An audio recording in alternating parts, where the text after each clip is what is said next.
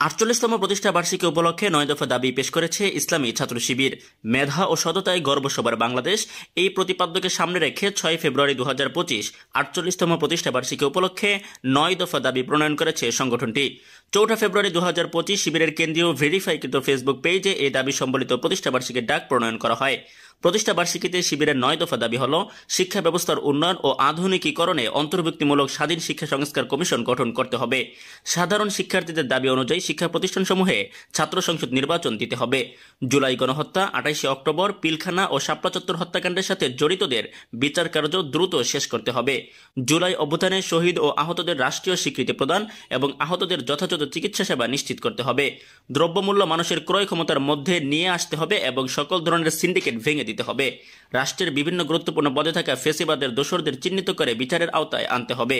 দেশের আইন শৃঙ্খলা পরিস্থিতি স্বাভাবিক করে দেশে আইনের শাসন নিশ্চিত করতে হবে। বিগত ১৫ বছরে দায়েরকৃত সকল রাজনৈতিক মামলা প্রত্যাহার ও রাজবন্দীদের মুক্তি দিতে হবে।